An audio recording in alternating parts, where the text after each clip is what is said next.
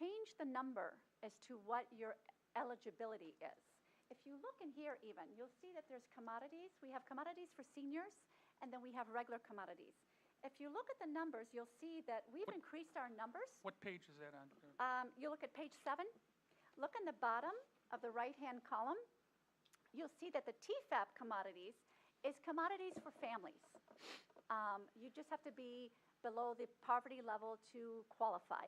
You don't have to show a lot, but we've increased that because so many people qualify for it.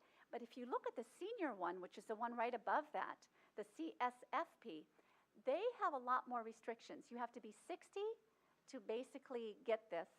But if you notice, we've actually decreased our numbers. That does not mean that our seniors don't need food. All that means is that the restrictions have been a lot tighter, and the money of where you qualify went up. So a lot of our seniors who used to qualify no longer qualify.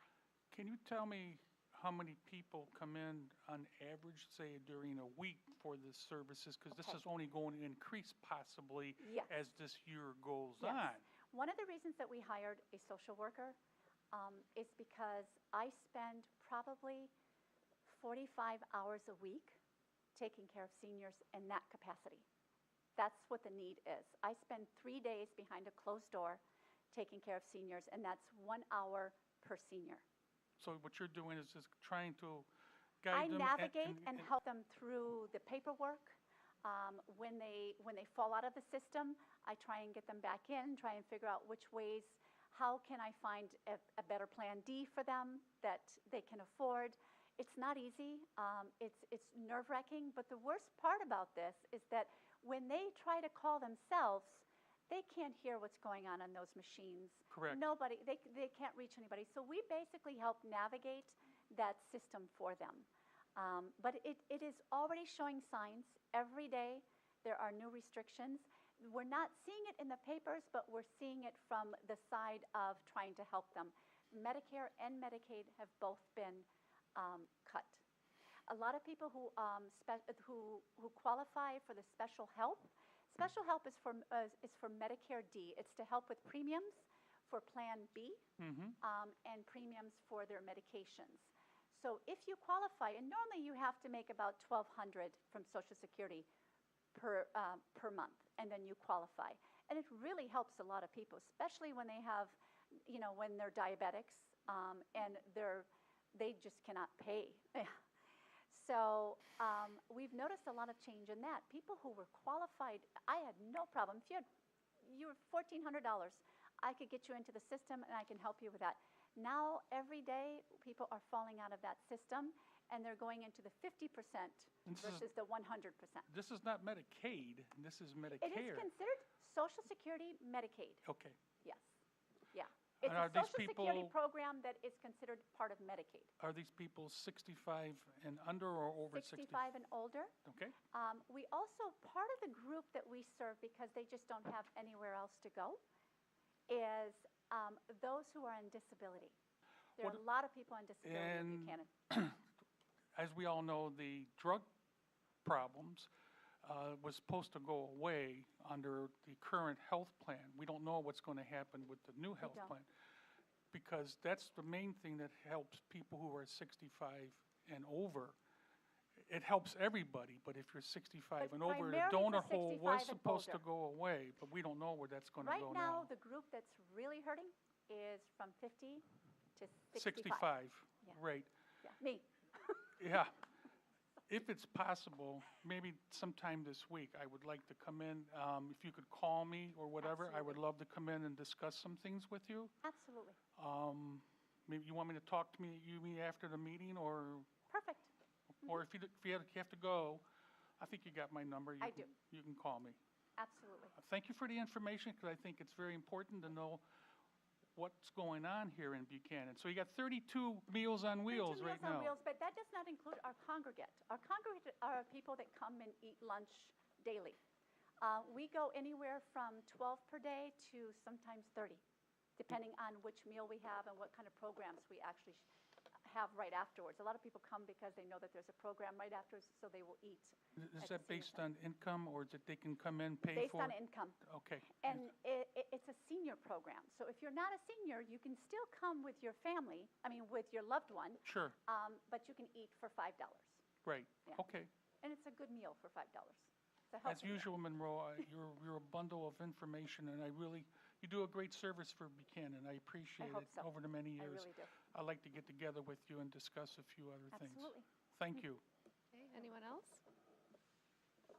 I just want to say thanks on behalf of the community. I have an elderly aunt, and she was pretty I follow isolated. you on Facebook. Yeah, and if she would have had a place to go and someone to look out for her, she probably wouldn't have gotten to the dire bad as straits she that is. she did. Yeah. So thank you. It's every time I go there, I don't know about you guys, but it's full of energy. People are having a good time. They're doing activities, and it's like, It doesn't seem like a senior center. no, it doesn't. Seems And like I a- see Facebook yeah. posts, and I'm like, I'd go do that. Oh, wait, not quite yet. A few more years. So I'll be joining you, when I can. So thank you for coming. We really appreciate it. Absolutely. Thank you. Your Honor, I think that's because of the way they got that situation over there. It's really a nice place Yeah. where the seniors can really enjoy and do things. Thank you very much, Yes, Monroe. thank you.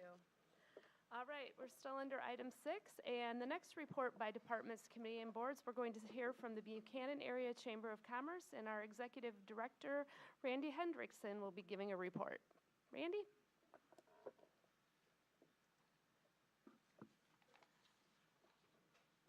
Good evening, Commissioners, Mayor, City staff.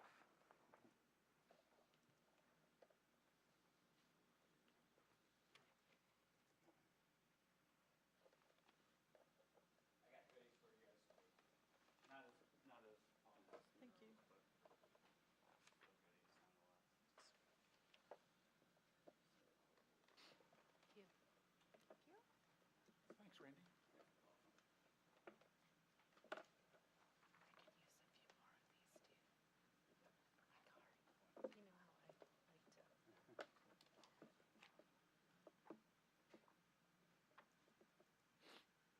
And like Monroe said, thank you for inviting me back to talk to you guys. I as well missed last week, or the last go around, so thanks for being flexible with the schedule. I didn't really come with any sort of script other than I kind of wanted to do a little bit of what Monroe did as well and kind of go through a little bit of the history of the chamber. It's not all that often that we get to talk about things like that. And a little bit about what we're doing, not only event-wise, but some programming and leadership. So what you guys see mostly from the chamber are events. That's the easiest way to see the chamber engaged in the community. What you don't see is all of the stuff that goes on behind the scenes. So I'd like to talk a little bit about that too. Most of you probably don't know this, but our Chamber of Commerce has been alive and running since 1929, so almost 90 years. And it's, of course, gone through different ups and downs and changes, but as far as today's Chamber of Commerce goes, it has been the way that it has been since 1929 for the most part. And surprisingly, we still do a lot of things similar to how we did back in the 50s, 60s, 70s even. Our golf outings that we still do twice a year are still done on the third Fridays of September and May, similar to how they were done when Clark was here and Electro Voice was here. So lots of fun stuff. What you also may not know is that the Chamber of Commerce is 100% solely driven on membership dues. I know for the most part when you talk to folks young and old, they will all admit that they don't really understand what a Chamber of Commerce is and how it exists. And for the most part, all chambers are the same. They're 100% membership dues driven. So your first question is going to be, well, how many members does our chamber have? Good question. It's 175. That includes our citizens as well as our businesses. In comparison, Buchanan, or the 49107 zip code, has 250 registered businesses. So we have 175 of those businesses as chamber members. So that's a pretty significant number, the majority, 75%. In contrast, if you look at the 49120 zip code, like Niles, They have about 1,300 registered businesses and only 350 members to their chamber. So I guess my point is that not only do the majority of our businesses and citizens that are involved with the chamber, they're members. One of the things that is growing in popularity for chambers across the country is that they're going to more of a regional placement. For instance, many counties across the U.S. are going to a county-wide chamber of commerce. Not too long ago, we lost, I think it was Berrien Springs dissolved their chamber of commerce, Eau Claire dissolved, Watervliet, I think, dissolved. So I'd just like to point out that the Buchanan Chamber is vibrant, it's healthy, we're engaged in the community, we're doing lots of things, we're trying to grow, which I'm going to talk to you guys about in a little bit. But not only that, we're small. When you think of other areas where we have bigger communities, larger numbers, more money, they may not be as active as we are. So lots of good things to talk about positively there.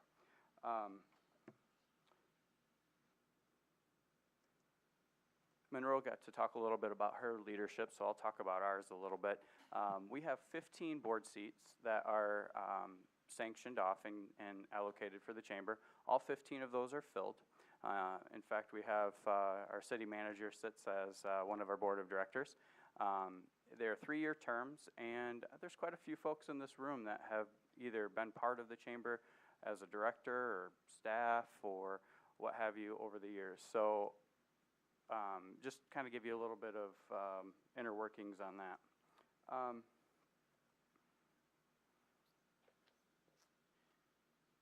Something that I don't think most people know, I would bet you probably only a small handful of folks in this room know, is that the chamber offers citizen memberships.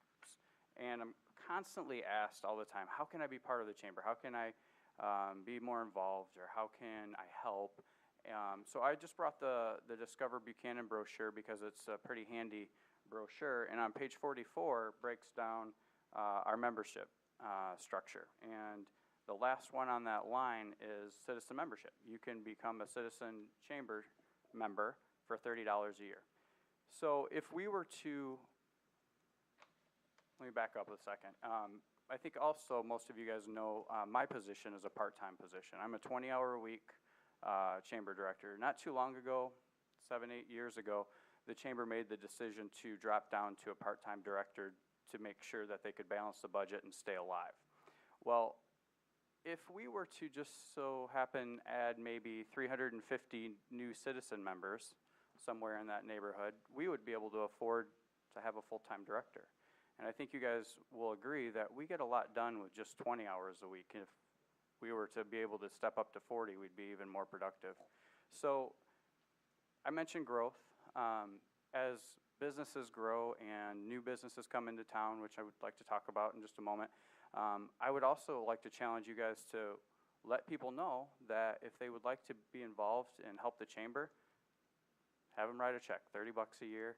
That will help us. That will help the community. I think you guys have seen a little bit of a different presence for the chamber in the last couple of years. We've taken on the role of helping marketing and promoting Buchanan with partnering with the DDA, with some of the other organizations. You know, with the newspaper situation and how that migrated to a countywide newspaper, it's been very important that the chamber engage the promotion and marketing aspect of its toolkit, of its abilities. So that's kind of the direction that we're really starting to put more emphasis on. I'm really excited that you guys and the city decided to allocate some funds to do the Berrien Springs Youth Fair. That's going to be a great opportunity for us, and thank you for allowing the chamber to be there for a few of those hours to help promote us, but also the community at large as well. So these handy-dandy Discover Buchanan magazines are produced solely by the chamber. I think you guys know that. They've been around now for a couple years, and we can plan on continuing to do these.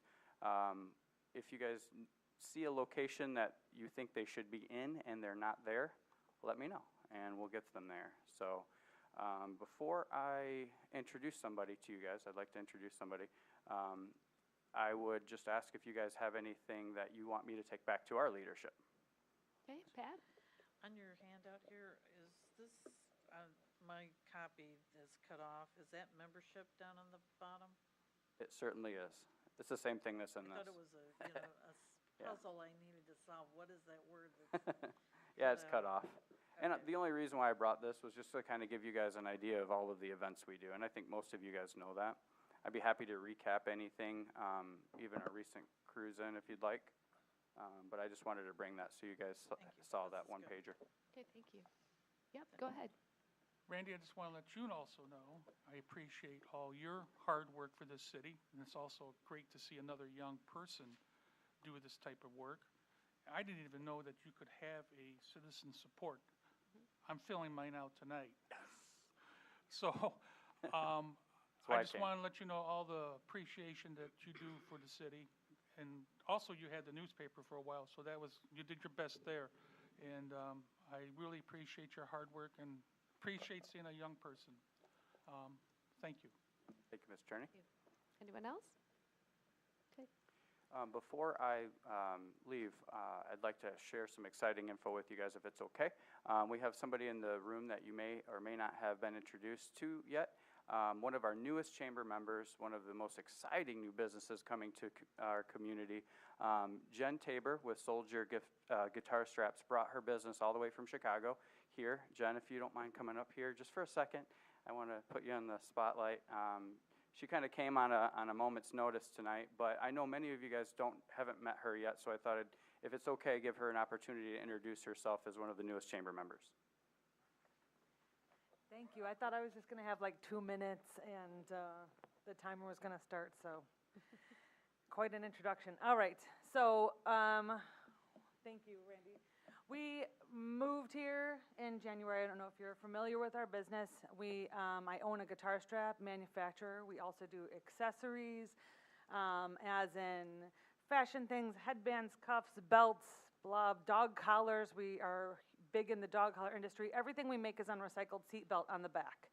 So every item, the base has always been recycled seat belt. And then we use leather, and as the materials grow, I add in new products and teach people how to make them. And then right now we serve about 500 stores in the US.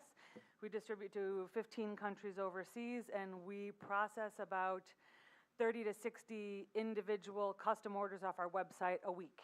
So we're high manufacturing, high capacity, right now functioning with a very small crew, which we hope to build. I'm hiring always here and there as we grow. But we've been here since March. We got everything unpacked maybe by April, which is, and we're in production. And an opportunity arose because I have a retail business as well, but I've never had a home for it. In Chicago, things were out of control, and American manufacturing has a price, and that's a choice that I've always made, is to be a quality American manufacturer, and that's kind of one of the reasons we came to Buchanan. How I got to Buchanan. My mom lives in South Bend. We're 20 minutes away, but we have our own states, and I fell in love with the house, and the town has a great history that I thought I could do something with, and there seems like there was space for us as a company to grow here, so we brought the company as well. So in the process, I started looking at everything downtown. From the second that I got here, I've been really nervous about just the first, do I have this time or no?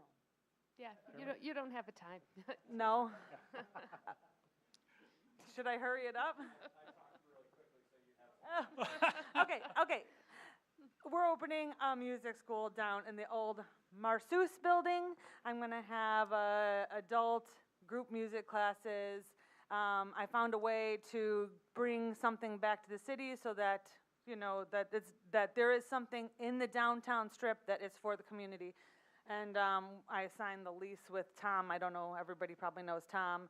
a couple weeks ago. So now I'm renting out the first floor from him, the double. I'm gonna stick Soldier in part of it because that's what we do and we're here.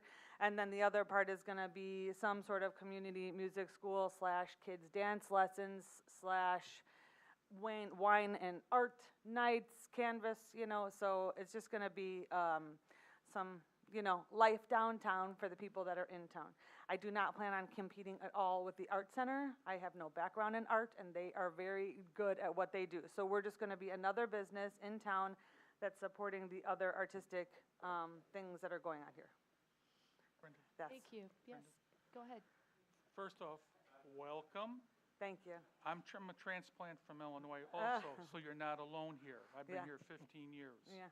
So I'm glad you came here. Uh-huh. I hope your business does very well. You look very enthusiastic. Always. Well, that's good. So Sorry. welcome. Thank you. One other small question for Randy. Where do I send my check or something? Do I give it in City Hall here and they can take care of it? Yeah, you can send it to me. Okay. Well, I'll have to see you on the street. I don't have a check on me. Thank you. All right, any other questions? Yes, Gladys? Could we get the name of your business again? Which one? And, Soldier, The manufacturer is Soldier, yeah. okay, spelled with soul, S-O-U-L, good for your soul. and Jen Tabor, okay. The new one, I don't know what it's called yet, but it'll be music school something. Thank you. And, She's brought a business to yes, the city of Buchanan Yes. and is not only city but DDA taxpayer. So thank you. and here's one of her keychains, and my dog is sporting a dog collar, and she hasn't managed to chew and destroy it. And when I lose some weight, I'll be wearing the belt that I bought from you. So thank you very much. We're glad you're here, and it's nice to, we're glad you have faith in Buchanan. So welcome, thank you.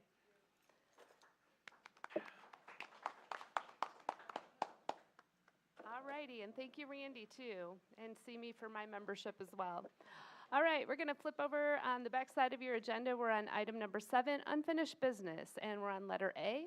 We're going to consider Ordinance 2017.07, an ordinance to amend the City of Buchanan, Michigan Code of Ordinances, Chapter 18, businesses by adding Article 3, medical marijuana. And we're going to hear from Deborah this evening.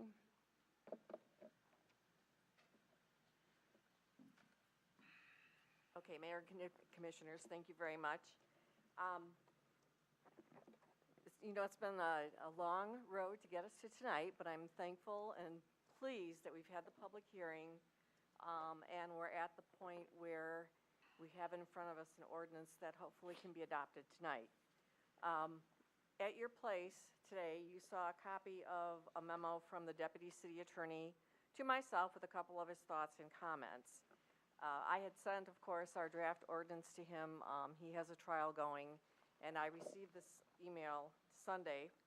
So, of course, I opened it up this morning, and I quickly emailed him back that I had taken a look at these and that, in fact, I would make the changes where possible and that we would discuss them tonight. If you take a look at the list, there are 18 items there, and I'll briefly go over them, but they're not what I would consider a substantive change in that it's not introducing a new requirement that hasn't been discussed. It's primarily sort of a tightening up of the language to make sure that we can do those things that we have said that we wanted to do. Commissioner Moore, your comment, for an example, about the renewal of the permit, that process.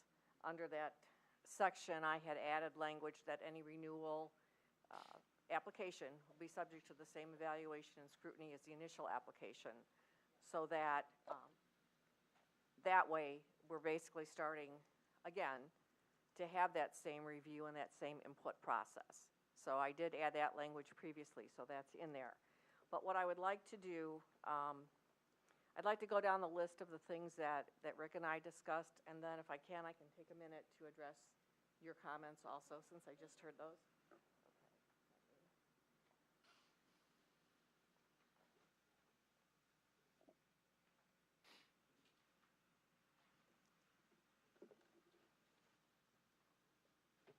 So what I did is on your at your place. You'll have a copy of the memo from Rick Brock. You also have a copy underneath there. It's a two-sider. It says page 1 of 22. This is the ordinance that we had all reviewed, draft 4, and basically given your okay to. I had incorporated Commissioner Moore's comments in there.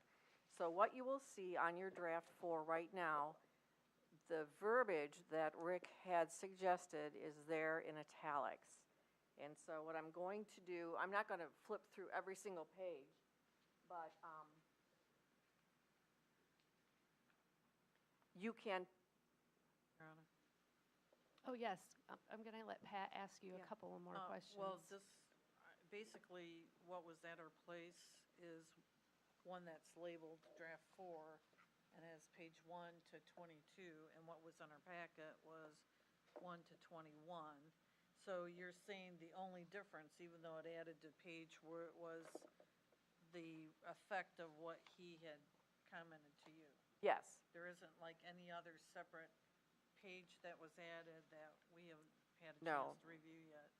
And actually, while we're talking about that, because I do want to be totally transparent, every time I add a sentence, if it adds another line, it can change the whole Right. number of pages in the ordinance. Right. And should we be able to get to the point where we adopt this, Gladys does have a clean copy where she'll put our names on it, and that is 22 pages, simply because of the spacing. Okay, that's what I was just wanting to make sure Correct. there wasn't something in addition to what we're going to be discussing. No, there's Okay. nothing. All There's right. nothing now. Okay. So, All right, okay, hopefully, we can do this relatively quickly. I think section 4B2, it talks about adding a requirement that social security numbers should be provided, as well as EIN, which is employer identification number, if applicable in that situation. So that language has been added. And again, you'll see it in your draft.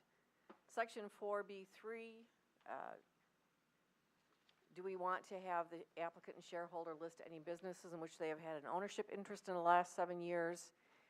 We didn't put in that particular section, I don't think we put the 7 years. It comes later on in the ordinance, but I did add, again, to have them list their social security numbers and federal identification number confirmation letters.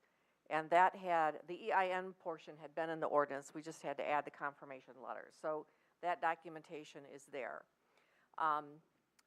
Section 4B10, do we want to have a minimum lease term?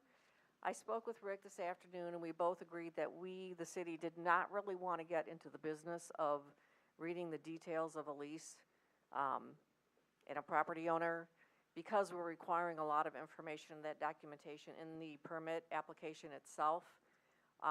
And we also know that the permits have to be renewed annually. So we felt that we didn't really see a reason to include a minimum lease, because again, we don't know exactly where we're going. We're going to be taking a look at these annually as is. So we will have a chance to review that on an annual basis. And he agreed that no, we didn't need that. Section 4C, we did add the verbiage and Planning Commission for review and recommendations, because the Planning Commission does have an opportunity to review the permit applications. And you'll see that there. Here's item number 5, section 6B4. We just talked about the definition of probity, and that is sort of an antiquated term that describes someone of upright moral standards, an upright person. You don't see that used often anymore, but that in fact is a legitimate word, and you can look it up on dictionary.com if you would like to augment my brief definition. Section 6B10, I did add the verbiage, if the applicant or stakeholder has any business entity in which the applicant or stakeholder has had an ownership interest in, I've added that language to that section, with the goal of trying to be as inclusive as possible and gathering as much information as we need to gather.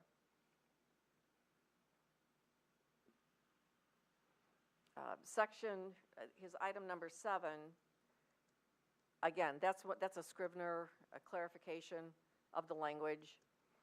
His number 8, section 7B, we should add to the list Planning Commission, which I have done, and that would be in italics on your copy. Section 8D and 8E deal with the barrier of a provisioning center, a permanent barrier. He suggested we add the verbiage "and locked," so that has been added. Section 8E, display, he's talking about product displayed in the sales area only if required by the Michigan Medical Marijuana Facilities Act, and that display must need to be in compliance with all applicable laws and regulations. I believe that's a safety concern, and so that language is added in there. Number 13, I'm sorry, I skipped. Number 11 talks about an odor, and we had language that the odor should not be detectable beneath the property limits. He suggested that, in fact, we amend that to building, because these activities are going on within an enclosed building, and it would be very difficult for us to take into account, A, if there's an odor or who can detect it and who can't, within the boundaries, which way does the wind blow, et cetera, but if we limit that to making sure that the odor is not detectable outside the building, then that takes care of that issue. So that change has been made. Section 8K, disposal, he just added again. It's a Scrivener's clarification of language to make sure that we comply with all applicable laws and regulations. In his number 13, we talked about areas being used to store chemicals and inspection and approval by the fire department to ensure compliance. And when we looked at that, the only place that we felt that chemicals per se would be stored would be in the grower processor facilities, because of the activities that are taking care of their chemicals per se.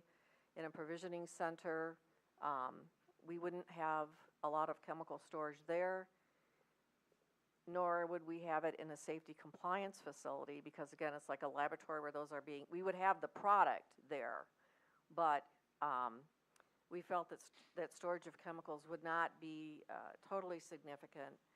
We also talked about the fact that in all of these facilities, the plans, of course, have a chance to be reviewed by the fire department, and those facilities are able to be inspected on an as-needed basis. So the language stayed basically the way that it is, and he was fine with that. But we did have that discussion, and that's what we agreed on. And again, I wanted to share that with you. Your Honor. Pat? Yes.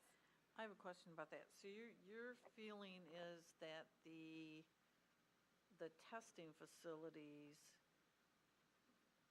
will not likely have chemicals that they will use in that process that need to be alerted to the fire department?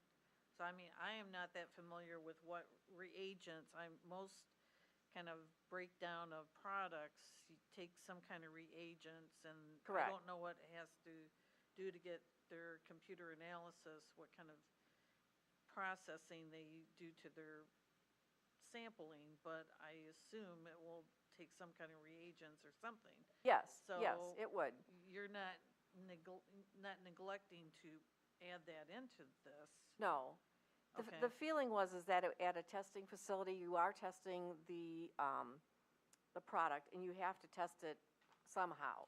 So there would be chemicals involved in that, but it wasn't the feeling that there would be, like large tanks of chemicals, for an example, that would be stored, that would require extra inspections by the fire department. And I'm not a fire chief, so I can't answer to that. I don't know, Chief, if you want to address that in any way, shape, or form. I mean, I've never even seen a list of what is required in these facilities as far as to make a judgment whether or not there's some kind of MSD, issue that might be. They'll be guided also by the employee right to know laws, the MSD requirements, the emergency plan for that facility. There's other regulations, restrictions they're going to have to abide by just because of the presence of chemicals on board, MSD sheets, emergency plans for exposures, and that. So, yeah, again, our fire department, we'd have to basically send them for additional training to make these particular inspections to understand exactly what they're looking at.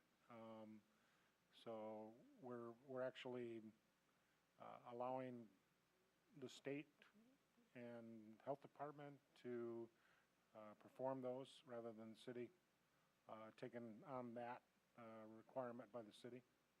So as we get experience with this, we can come back and add things as we, because frankly, like in the Clay Fire District, when they come to check my office, they write down if there's a bottle of bleach and where we store it, and, I mean, bleach.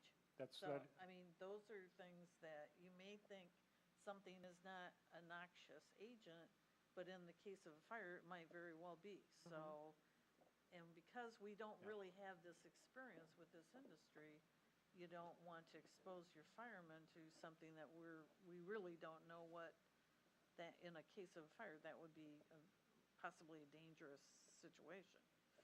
Well, and one of the things that, that I have been involved in outside from this is working with the PD, also in the fire department, in buildings, for an example, where we have multiple tenants, or there is a large footprint in some of our industrial buildings, to make sure that they have a copy of the blueprint and the layout, and they know where things are and the lighting and all that, so that in any event, if any emergency personnel have to go into those facilities, they know literally what they're getting into. So that is something that we've also addressed. So, okay. Are there any other questions before I continue? I will have some comments after Okay. you finish going through this list. Okay, that's good. Or some, questions. Yeah, it's all good. I'll wait. Okay. Okay, numbers 14 and 15 are typographical, grammatical statements that he's pointed out, so typos and things like that, and those typos have been corrected. His number 16 talks about section 14, which section 14 deals with the locational issues of being 1,000 feet from a school district as well as 500 feet from a church. And his question to me is, are those covered under the zoning ordinance? And they will be reiterated in the zoning ordinance amendment that I'm working on right now. You, the city commission, have, the authority, the 1,000-foot is a federal requirement, so we aren't going to go down that road. The 500-foot requirement from the churches is something that has been in discussion. I have left it at 500 feet based on comments that we had at the last city commission meeting. And whatever is decided in terms of locational distance will in fact be reiterated in the zoning ordinance amendment. The planning commission meets tomorrow night here at 7 o'clock, and I will be introducing to them the zoning ordinance amendment, which is once we adopt, or we're moving down the road to the adoption of this, then we have to go back to the zoning ordinance and add the appropriate definitions. We have to amend the uses that are permitted in special use in which districts, which will again get us to the discussion of C2 and C3 and industrial and so on and so forth. That's in the planning commission's arena. And so that is a whole process in and of itself that will again come back to you, the city commission, for final approval. But we'll be having those discussions in the planning commission. So I did discuss that with Rick, and again, we had that discussion. He's aware that he's going to be getting proposed zoning ordinance amendment draft from me, and that we'll work our way through that as we progress. Right now, he had a question about restrictions on how many feet from a residential property or zoning district, And we, right now, do not have any buffer area there. In fact, all of our industrially zoned and commercially zoned districts abut a residential property and/or zoning district because the city is primarily residential. If you take a look at the zoning map, the yellow is for residential, and that yellow is the color that we see. Typically, in zoning, you have special uses as one way to adopt some standards, but you also have what's called performance standards. And in our police power ordinance, we do talk about minimum operating standards, which is the city's prerogative to address what we want to see in grower facilities, any type of medical marijuana facility. So we have not gone to a residential buffer. I think that would be a very difficult task, if you will, to try and get to a number that works with a lot of your industrial properties. For an example, you know, a property may abut a residential district, but be big enough that you could still have a medical marijuana facility on it that would be, for an example, 500 feet from that property line. I think with the operating standards that we're adopting, as well as the standards that we are going to incorporate into the zoning ordinance, we will be taking a look at requiring effective screening, if you will, as a word, to make sure that the last thing that we want would be an adverse impact on any residential area of any type of medical marijuana facility or any facility where manufacturing or process is going on, which is what you're talking about here, primarily, other than provisioning centers. So we did talk about that. And then I did add language to the ordinance that says for every type of medical marijuana facility that they must comply with all applicable requirements of the zoning ordinance. Again, that's a step toward linking this police power ordinance to the zoning ordinance amendment and making sure that the two of those work together.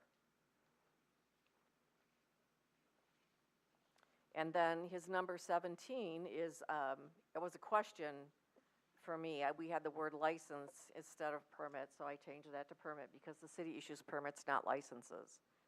And his last question to me was, does the Planning Commission have its amendments ready to go? And my response to him was almost. We'll have to see what happens tonight, and then we can go ahead, hopefully, and finish that up. And we'll be having a discussion, again, at the Planning Commission meeting, which is open to the public, on the issues facing them in terms of location and districts and so on and so forth.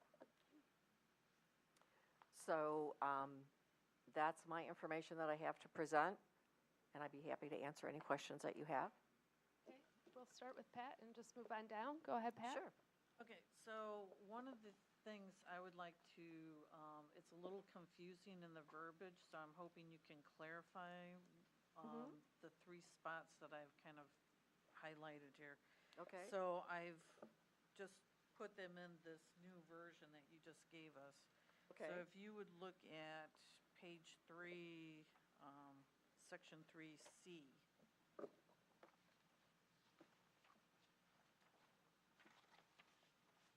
Okay. All The right, fee? now, that says that there's a non-refundable fee of not more than $5,000 for the permit. Correct. An annual amount, okay. Now, if you look at the next page, B1, it says the application for facility permit requires an appropriate non-refundable application fee and a refundable permit fee. What is a refundable? What's refundable? And what triggers a refund, and what the heck is that? Don't know.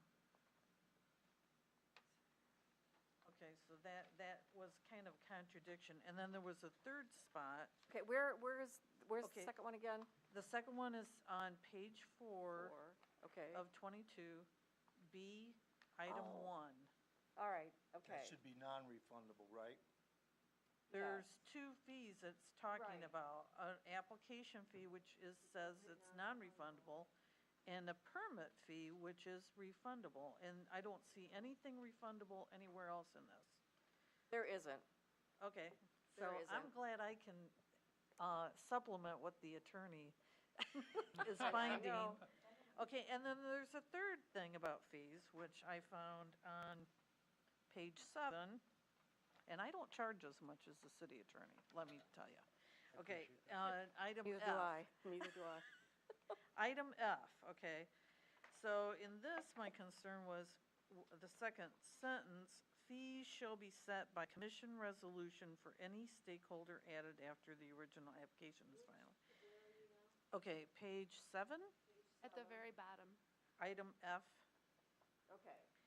Okay, my understanding, and okay, this is basically allowing if someone comes in later, we can add some fee. But my understanding is like the fees are actually determined by the state.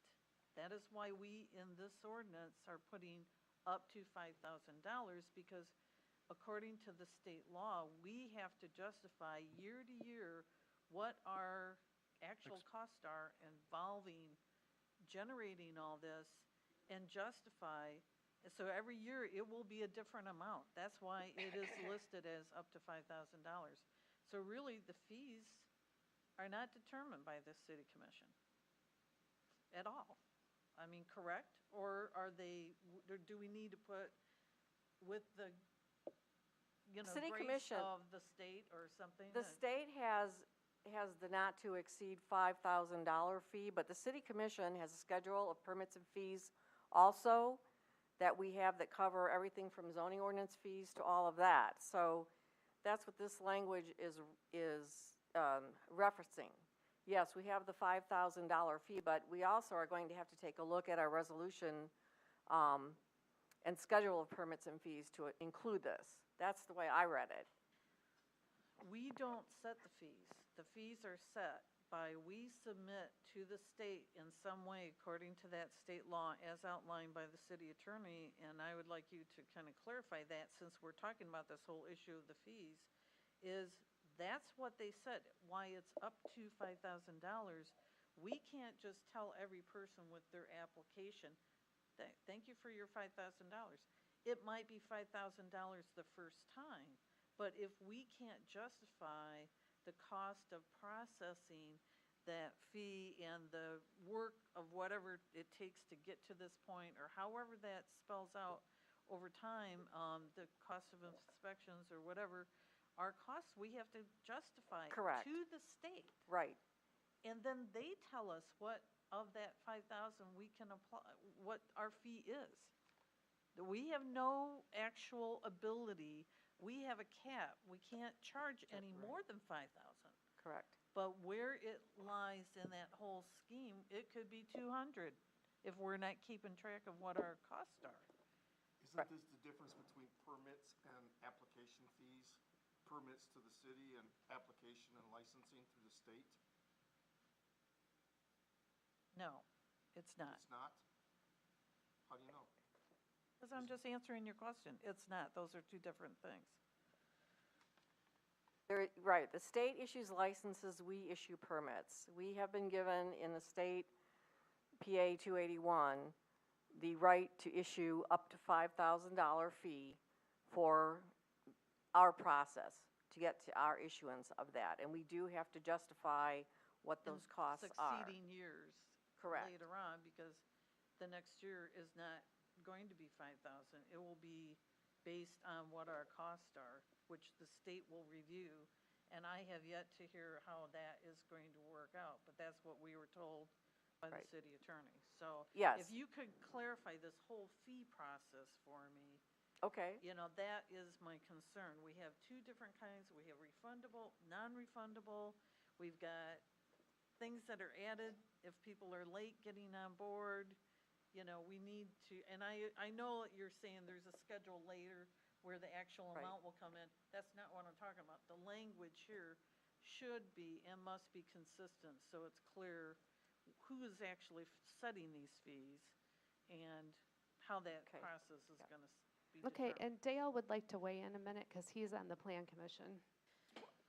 I think Commissioner Moore is on the right track, I think we don't really know right now how those fees are going to count, and I think you're correct. The city as a whole will have to have some guidelines, keep track, so that we have to go back to the state of Michigan, and we can justify why we're charging the fees we are.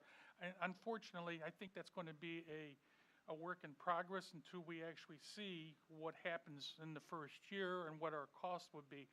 But Pat is correct. I think we need to have a journal to put all our costs down, so that if we have to go to Lansing and say, okay, this is the reason why we charged $1,000, say, and we have to put our cost in. But we really won't know that, I don't think, Pat, until we Right, actually. but the first year will be 5, but after that, After that. it'll be variable. Yes. But here's what's refundable and what's, Not. Yeah, non-refundable. Right. It's not clear. and That's this really correct. needs to be It can be corrected. 5 for the first year, then we And have to work our We way. don't really set the fee because we can't set the fee without the state approving that fee. So they've therefore set the fee for us. So there should be some kind of language reflecting that. We don't really have the ability by the state law to set our own fees, which is kind of another, Unless, Pat, we can Another get a negative. clarification from the attorney on that. Can we do that? Sure. Get a clarification? Yeah, absolutely. Yeah, and, we have the Medical Marijuana Facility Licensing Board that's been appointed, and so they may be giving us More rules information. and more information Yes. as well. We just don't know that at this point. Which reminds me, Bill, I think I sent you an email. There was something coming up. Maybe A we webinar. as representatives, we should probably, if I want, I'll go. Yeah, But- it was what I was reading was a webinar that Uh-huh, we'd be able to just do it here at City Hall. okay. Maybe if need be, I could sit in, or one or more commissioners could. I think that might answer some questions, Pat. And I just, a commentary here is that we will be establishing the costs, and I clearly believe that $5,000 would be easily justified annually. I think so too. If you look at, if we go retroactive to everything we have done so far, again, Yes. first year, yeah, we're gonna be in the hole. But even after that, you talk about false alarm calls to facilities for the police department, the fire department. Those will have an easily set cost that aren't cheap to respond to. And if we do have an investigation of a mishap at one of the facilities, you could burn up $5,000 pretty quickly. So I would believe that, annually, we're gonna be looking at $5,000 per facility to reimburse us for our costs. But you do bring up a good question, a definition, what's refundable, what's non-refundable. That's a good catch. Thank you. We'll have to get a definition underneath that. Okay, anyone else? Okay, Dan? I just want to know what moral turpitude is. I mean, it's in here, and we're worried about moral character. I mean, we got 22 pages here, and she left. I'd like to know how many pages of this she had to go through to open up her court guitar strap. She just bought the property, right? Basically? Isn't that what she did? She's leasing property, yes, and she purchased a home. Did she have to go through something like this No. with the zoning committee? That's the only point I want to make, and I really want to know what moral turpitude is. It's just, being an up-and-up citizen, So if you have a strip bar, you're not gonna be able to open a marijuana. probably or not. a tattoo shop or Well- something on the wrong side of the tracks. We're not gonna be able to own a marijuana Well, shop. and that comes from the state, so that's just incorporated from what the state decided, so yes. So if you want to open up a shop, you better be nice, I guess. Well, Okay. Anything that's else? the first stone. Okay, anything else? Okay, thank you, Deborah. Did you have anything to wrap up that you wanted to let us know about?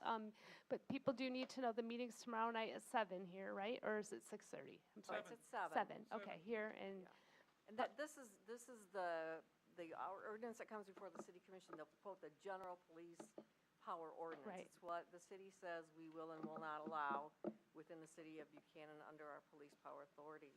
Again, what tomorrow night's discussion is going to be about is how this ordinance and its adoption will affect the zoning ordinance, and make sure that we have requirements in the zoning ordinance that are in compliance or hand in glove with what we're doing right here. So that discussion will be tomorrow. all right. I've got Cindy's, I just wanted to address your, if I may, her, the Yes. comments that were in public here. And I don't know if we have a little bit, on your F2, which is the 5-year, the ordinance requirement is a minimum of 5 years. I guess if the city commission felt that we should want a 7-year prohibition as opposed to 5-year, that would be their call to make. If anybody reviews a driver's license record, regardless if they can consider it or not, they're gonna see it on there for 10 years anyway, because it's your driver's license. Correct me if I'm wrong, chief, I'm not a police officer, but I believe if you have a violation that they do stay on your 10 years. license for 10 years, no matter what. Yes, I think so. I think 10 that's years. correct. So, but I wanted to address that. Sort of like a bankruptcy. Bankruptcy is 7, Yeah. Okay. So, and then, under section 7B, we haven't put a citizen input clause in, but we have made sure that renewals will go through the same process, with submission to the city and planning commission and all of that.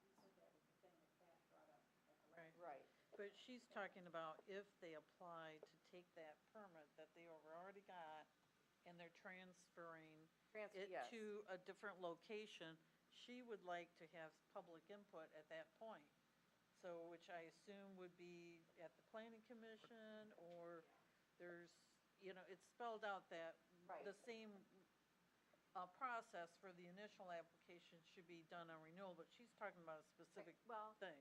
if a transfer goes to the planning commission also, then that's gonna be on their agenda, and it's gonna be published.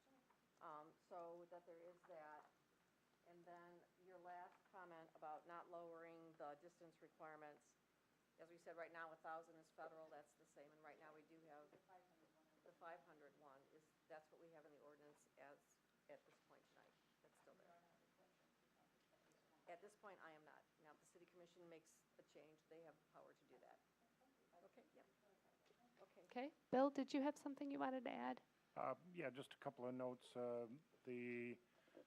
As was just discussed, the areas that I think we're maybe still looking for some debate or final decision by the commission is the section 14, number 2, which is the feet from a church, religious institution, be it 500 or 300. I think that was still being discussed at the commission level. And then also, just to clarify that the planning commission is where the C3 decision is going to be made, and the recommendation will come to you, the commission, for final approval. So if you're looking for that in the policing ordinance, it's not contained there. It's in the planning commission. It comes to us Numbers. first, and then it Yeah. comes back to us. Yeah. Okay. Commissioner Dan? The planning commission, are there very many members, or are there any members, or do you know who the members are that own property in C2? And would they have to restrict themselves to not voting if they own property in C2 and not in C3? Because basically, they're going to be passing an ordinance that restricts C3 use at all, and they're property owners in C2. So, and I mean, that that would be a pretty serious conflict of interest in my mind, but I don't know for sure. You know, I'm going at this pretty hard, but hook or by crook, because the property downtown is where we need the renovation the worst. And for some reason, nobody wants it downtown, or the people that are making the most noise and getting their way are not going to allow it downtown, even though the downtown area needs the influx of money worse than any area in the town. The town needs it throughout, but I really don't want to see that door slammed. So I guess my question is, I would like that question posed to the committee as to who the owners are, and abstain from voting for that purpose, because I am going to question that very, very diligently, because the conflict of interest is very high, and I don't vote if I'm affiliated at all in any way, shape, or form to anything. So, do you know off the top of your head if there's anybody on the committee that owns C2 property? I'm trying to think. I don't think, Deborah, I might be able to help you. Okay, I Dale? think the only person that comes into that possibility of the RAM is Ralph McDonald, but his building is way over on the other side. Everybody else is all in building that. is at 50, is it 501? Is that his building? I'm not sure. I don't think anybody else, but Kevin is over here. so Kevin's now PUD. He was a PUD. He's in the PUD ordinance. Right. Nobody else That's not would either be. C2 or C3. That's planned unit development. Right. Nobody else has got any business on there, I don't think. Ralph's building might be light industrial. I have to go look at the zoning map. to Yeah, that's see. about the only one, Dan, that would be close. That would Kevin be. doesn't own any other property? Well, he owns other property, but He- not in the downtown area. Well, No, that's not he my has a, question. I said C2. you're right. No, he does not own any other property that I am aware of in the C2 district. He has properties in the C3.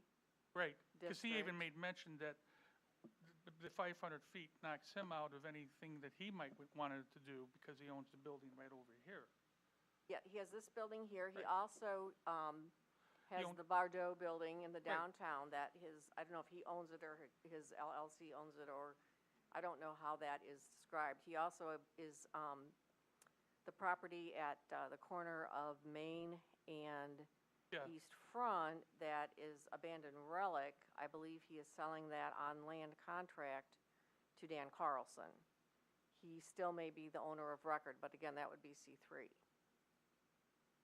As far as I know off the top of my head. He also owns old Gustafson's on Main that is Oh, being that's sold right. as a land contract. And I think his wife's real estate is probably under hers, her name. You know, the real estate, Dorothy Mott? I don't know. No, I can go back under the county information to see who is the owner and who is the taxpayer. I'm going to recognize Randy from the floor. He has information about who owns what. That's right.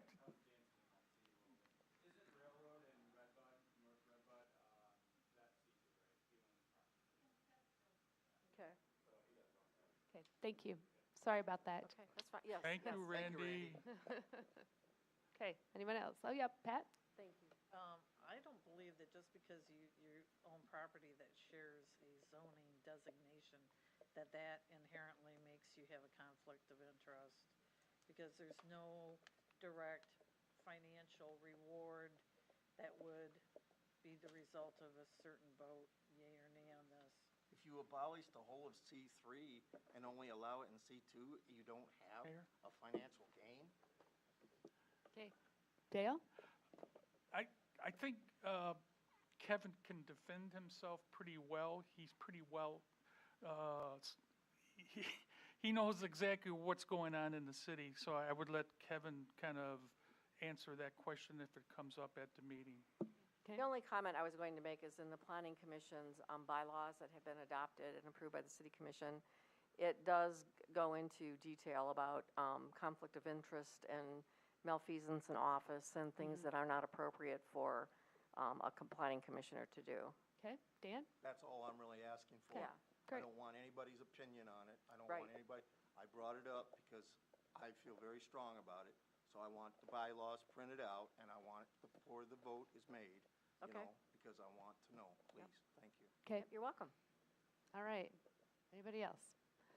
All right, we're at the point where are we going to make a motion to consider the ordinance, or are we going to not do that because we're letting it, we have a few more questions to be answered? Can I make the motion with the changes so that the refundable, non-refundable, I have it in my head that you say no and she says no on the permit, you know, you use an application for the state and permit for the city. And I No, think, that's not correct. State issues a license Application, and the city. I'm asking her, actually, you know, well, I'm just You have an saying, application for a license and an application for a permit. right. Okay, what this ordinance is about is the application for the permit issued from the city. The application for a license from the state of Michigan is what's, the PA 281 addresses all of those requirements.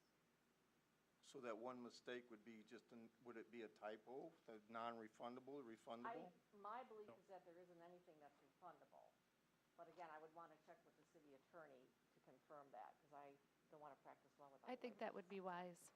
I mean, Can we make a motion, subject to the corrections, Aye. or not? I make the recommendation that we table it until we have, okay. postpone it until we get a comment back from our attorney. Okay. All right. Then we're going to move on to unfinished business, Article Thank B, vegetation ordinance Scribner's error to be fixed. You're going to need a motion to postpone. Oh, okay. I need a motion to postpone a decision on the ordinance 201707. I'll so move. Okay, I need a second. Support. Okay, roll call? Cole? Yes. Hess? Yes. Tarney? No. Bianski? No. Moore? Yes. Passed by majority, Your Honor. Okay, thank you. Now we can move on to unfinished business, item B, the vegetation ordinance Scribner's error that needs to be fixed. Mayor, Commissioners, we had out of all the times we proofread this ordinance, this past ordinance about vegetation, we read right over the word plan. It should be plant. And so we're missing the T. So right now, all we have to do is acknowledge it for the minutes. We don't have to do take any other action other than just acknowledge it in the minutes that the error will be corrected. And so. All right, I need a motion that we fix the vegetation ordinance Scribner's error. Also move. I'll second. Thank you. Roll call, please. Cole? Yes. Bianski? No. Moore? Yes. Hess? Yes. Tarney? Yes. Passed by majority, Your Honor. Thank you. And now we're on new business item, or we're on item number 8, new business. We're on letter A. Consider the purchase of a 2017 Ford F-250 Super Cab 4x4 in the amount of $26,598.28 for the wastewater treatment plant. Bill?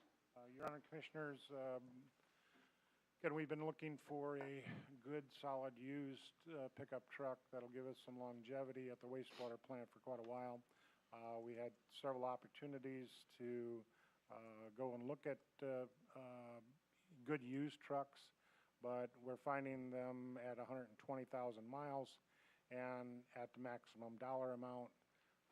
We didn't have the confidence in those trucks, so it's taken us quite a while, but we're now into another budget year with what we previously budgeted and some additional monies out of this year's budget.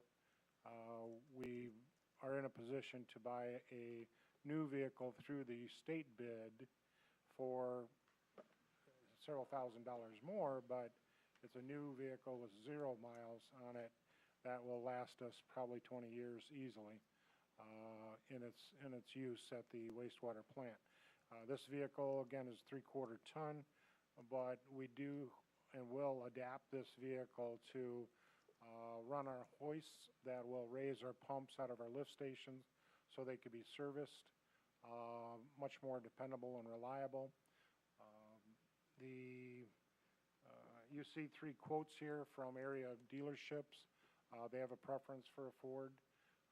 Primarily, one of the big reasons was because of the price. GMC, even through the state bid, was almost $10,000 more for the same type of a vehicle. This vehicle, the only option I kind of thought the guys on was that I really wanted to see power windows and locks on this vehicle, and this is manual. An additional $900 option to get that. It's just so convenient if you have a citizen come up to the window on your passenger side to want to say something to you. You can't really do it other than struggle to cross the seat to open up the window. Power locks are nice and convenient. So that would be a consideration. You have this $26,598 does not include power locks and power windows. That is a $900 option. But if you want to approve the bid from Three Oaks Ford, is what we're recommending, you consider. Are you asking us a question, Bill? Would we consider that, the Yeah. $900 option? Yeah, I mean, Yeah, it is up to you. I mean, Do you need a motion from us to, yeah, that could be part of the acceptance motion for this bid, with an additional comment that the option be also approved. I believe it's $900. Okay. so right now you need a motion from us? Yes. Can I? don't really want to make a motion to spend an extra $1,000. We ain't got it. If somebody needs to talk to him in it, let him walk around the truck and talk to him. For $1,000, I mean, I know, Bill, I appreciate that specifically. I got powered windows, but I operated without them for a long time, and for $1,000, and the guys actually, Bill is pretty happy without the $900 option. I think we ought to just keep the $1,000 because there's plenty of other things we can spend $1,000 on. That's my opinion on it. Anybody else? Well, I'd like to make the motion. Okay. I'd like to make the motion that we purchase the 2017 Ford F-250 Super Cab 4x4 in the amount of, and not to exceed, I believe, about $27,500 for the wastewater treatment plant. However, probably some taxes might be included in that too, Bill? Maybe I should, Nope, that's it. so not to exceed $27,500, I'll support. Which includes the $900. Yeah, he added it together. I added it together. Okay. Support. Okay, roll call, please. Can we clarify, I think Commissioner Cole supported. Yeah, it. she did. Oh, okay. Torney? Yes. Moore? Yes. Bianski? Nope. Cole? Yes. Hess? Yes. Passed by majority, Your Honor. Okay, thank you. And we are now up to item number, 9, public comments. Citizens are allowed up to 3 minutes to discuss any non-agenda item.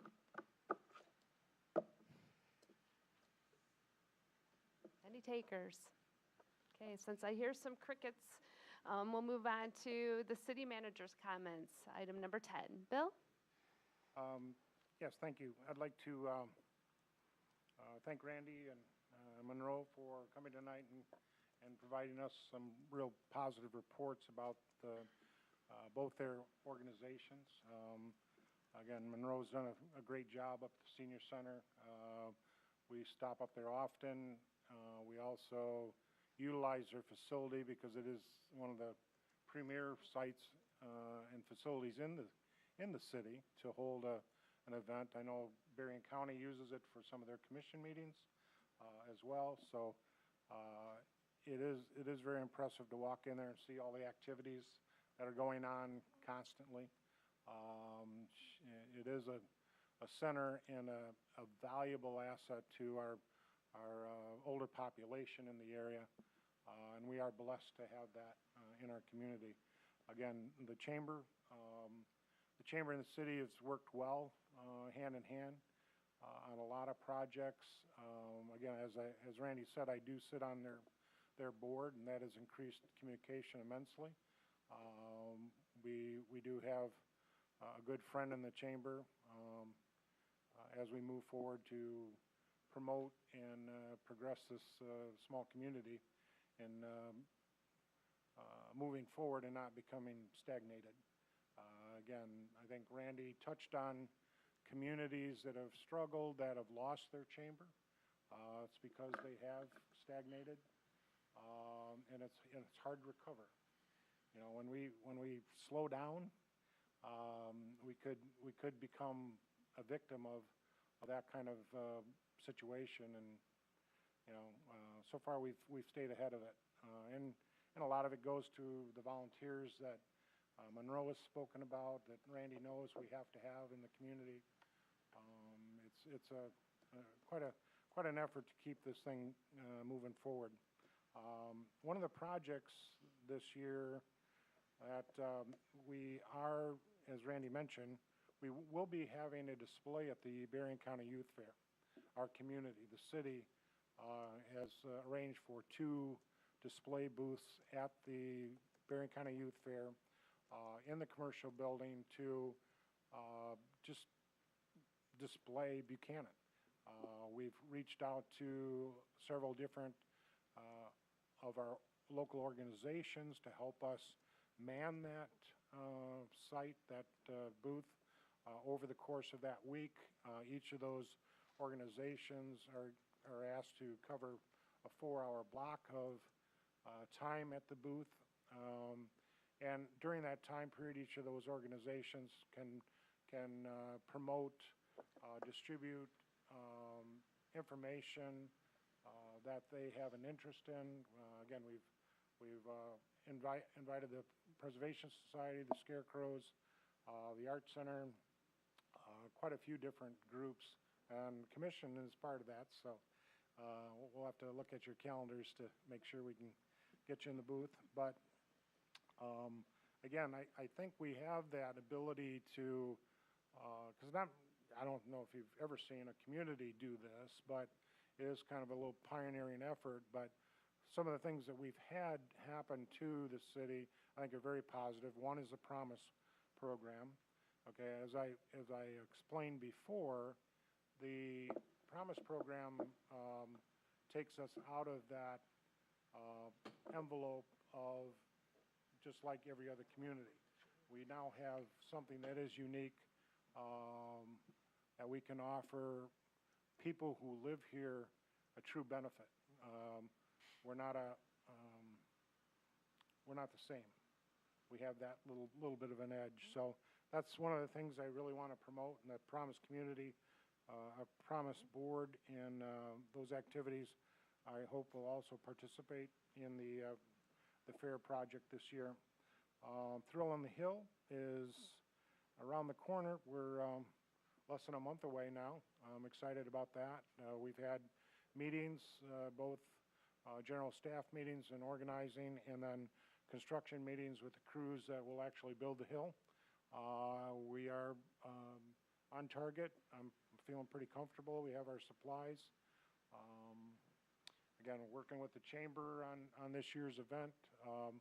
We've been able to expand it in a couple of different areas. One Friday night of the event, we will have a live band. Again, the band's name is P.S. Dump Your Boyfriend.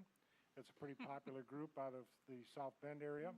They have their own following, and we could see anywhere from 5 to 1,000 additional people Friday night for the event, just for that particular band. We've worked with the Moose. They're obliging us in setting up the band stage on their large parking lot for Friday evening. And so, again, We'll see how that goes. I think it's going to be very positive for the event. This year, we have the Thrill of Art. That's a art show that we've added to Saturday's activities. That's 21 possible art booths that will be open and available for the spectators to walk through and enjoy. As of today, we're told there's 19 booths already spoken for, so I'm very happy with that. And we believe that we'll have a total capacity of 21 by the time the event takes place. We do have some vendor booths that we are offering up to nonprofits. This year, we'll have 5 booths, which work out to be, as I kind of break it down, 15 booth days capable, available for these different organizations to come in and try to raise some funds for their effort. I think it's real positive. We've gotten some interest in that, some of the applications already, and I'm very pleased with the response there. Again, in general, the event was an event for the community, affordable family event. That's what we've planned for. That's what I believe we will realize. We've had a lot of sponsor support this year already. I'm very pleased with that. We're going to start out Thursday. When we open up at 4 o'clock, we will be in the black already. So that's very positive. That's hard for a lot of communities to say that our community event is already in the black before we even start. So again, that shows the support of the community for something that's good for the community. Let's see, this weekend is the Michiana Cruisers Car Show. It's out at Centennial Park. They'll be there, I believe, Saturday, all day. Randy, is that correct? Saturday? Yeah, I think it's 10 to 6. Okay, thanks for the... yeah, that's a very large car show. They have a good time out there at Centennial Park, and we're happy they selected Buchanan as the location for that annual event. We've had some real challenges with the amount of rainfall that we've received in the last week or so. Gully washers, and even as of this morning, and you know, our streets do flood. It's just the diameter of our storm pipes and some of these catch basins are just not large enough to capture all of that water and get it dissipated at the time it falls at that rate. And you know, that's short of digging them all up and putting larger diameters in.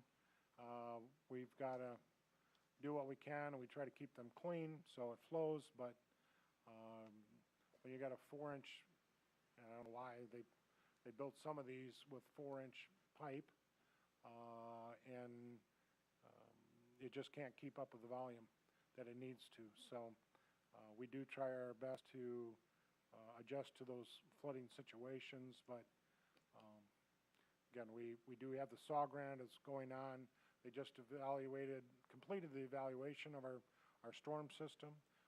We smoke tested our city sewer system. We videotaped our sewer system supply system, and we have found certain areas that need some attention, but it really wasn't as bad as we had thought, which is all good. Actually, our comment from the outside vendor was that our storm drains are some of the best they've seen around, and that's good news, because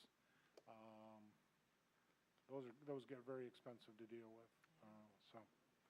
But that's all I have right now. It's a lot. Yeah. Okay, thank you. All right. We're moving on to commissioners' comments. We'll start with Pat. Commissioner Pat. I just wanted to thank everyone for participating tonight, And I was wondering if perhaps, since there is a concern about speed by the senior center, is it possible to borrow the sheriff's mobile speed detection thing?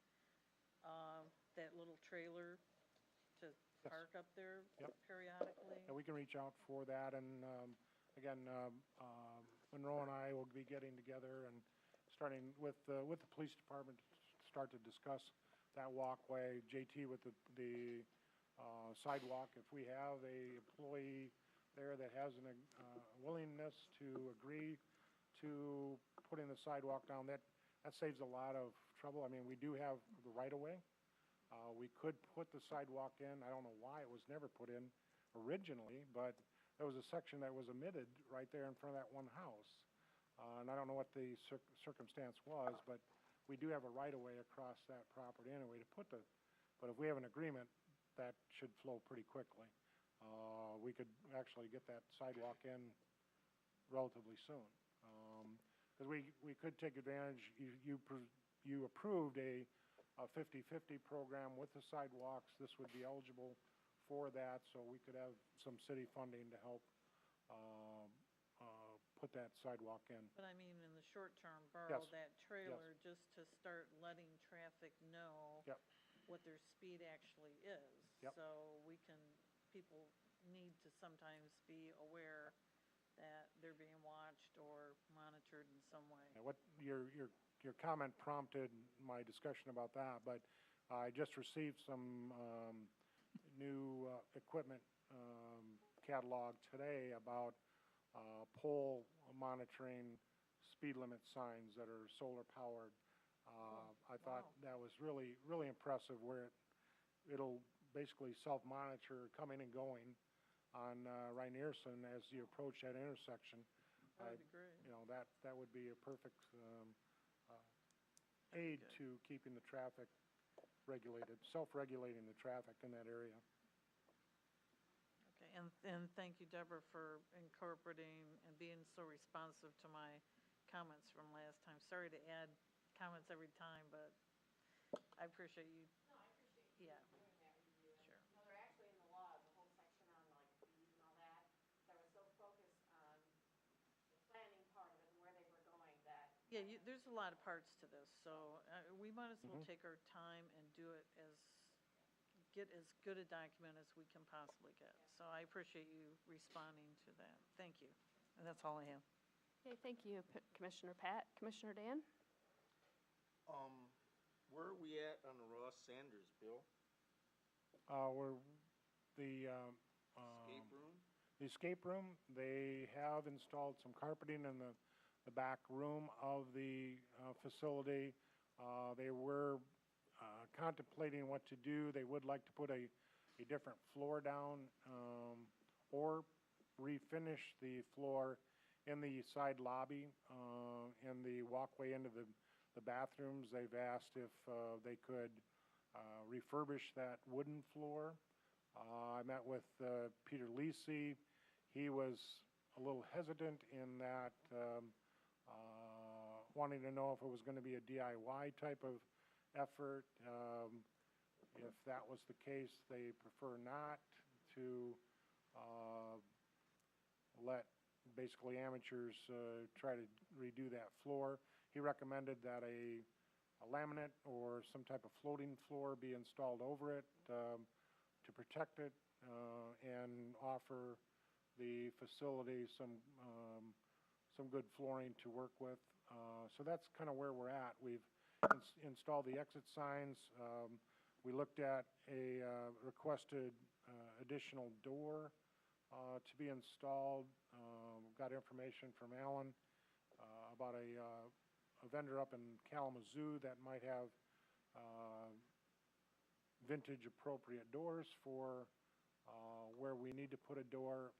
Talk with Tracy at DPW, and he took the measurements, and again, with the holiday, he hasn't gotten to that, but he will be reaching out to see if they have a door blank up there that would fit where we need to. But otherwise, outside of that door, I think we're pretty well squared away.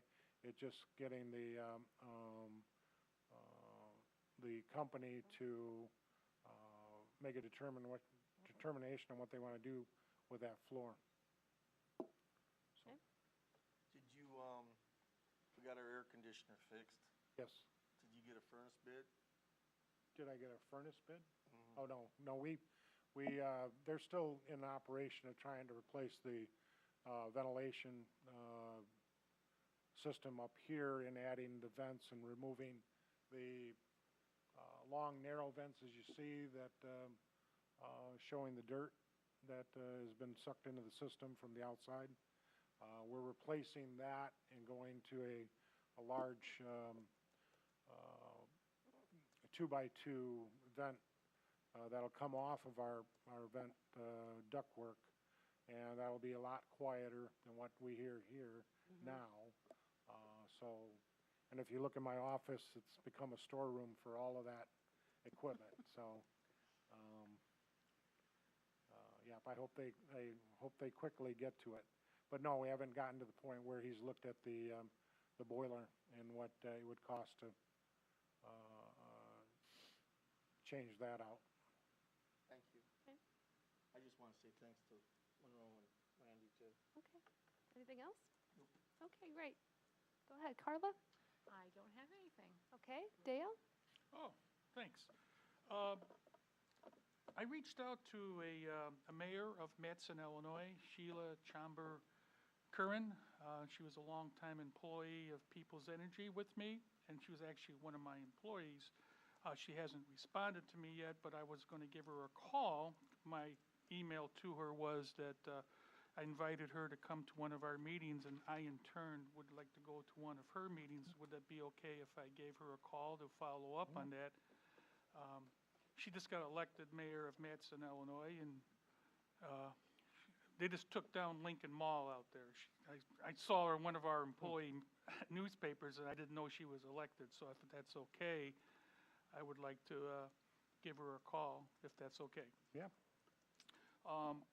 And the other thing is, I know we've done some roads down here now in Buchanan. You know, we got brand new roads, new streetlights, and with some new taxes coming in, is there any possible way we could get the downtown area repaved nicely like we've got the other roads? Is there anything in the plans in the future for that? I think if we repave the downtown area, get everything nice, and it would really make, it would spruce up the downtown area. Is there any plans for that? Do you know of? Well, we've done South Red Bud, we've done Front Street. Correct. Going east, we did Front Street going west years ago. Our next effort to try to get on the regional funding consideration is North Red Bud, going from the traffic light going up north. Our traffic light at River Street has been unfortunately pushed out to 2020. We need to replace that light, update that light, and I'm thinking about the same time we should be eligible for some paving on North Red Bud. We have to share, if you look at the amount of money, it looks like a pretty decent pot. When you have to share it amongst Cass County, Southern Berrien County communities, it gets really cut down to size.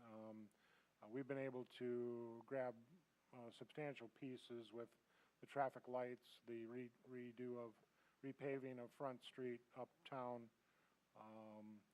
and now we need to fall in line again, and we got to wait for our effort to do North Red Bud. Other streets in town, you did approve phase 1 of the chip and seal in a lot of the streets in town.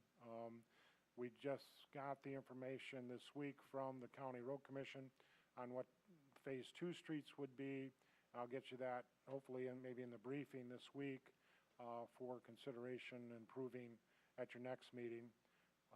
Hendrixson is going to be part of that chip and seal with they've got what they call a fog overcoat. It's a black sealer that goes over that chip and seal to make it more eye-appealing, and it helps the wear on that type of surface. So that's what we do have in the works. Some of our challenges that we have we have Shermer Parkway and 4th Street, which are concrete streets. They're deteriorating significantly. Actually, 4th Street's terrible, but that's also concrete, and which is getting to be significantly more expensive than asphalt. So we're going to reach out to a contractor to see what kind of costs we are looking at, and how do we phase that in and put it within our budget to start doing something with those roads. Shermer can be patched. 4th Street, we probably need to just start at one lane and do what we can with what money we have to start that process to totally replace that road. The reason why I'm saying it, because Three Oaks has done a nice job. I realize they get a lot of money from the casinos. The downtown area with the repaving, this looks beautiful, and the signs, which, did you call that gentleman back? No, I have not. So I would, really, I want, those signs are important, I think, for Buchanan. If we can give him a courtesy call, or let him know that we're still working on that. Yeah. That would be great, Bill. And I think this summer throw is looking very positive. In fact, if all my nieces and nephews come, we might add 20 people. Good. So, Good. Appreciate that. hopefully, I think this will work fine. I'm sure you're going to get involved or contact us about volunteer days for the fair. Yep. And then also probably for the summer thrill, I would imagine. Yes. Mhm. Okay. At this time, that'll be it. I just want to remind everybody that there are tons and tons of opportunities to volunteer in the great city of Buchanan.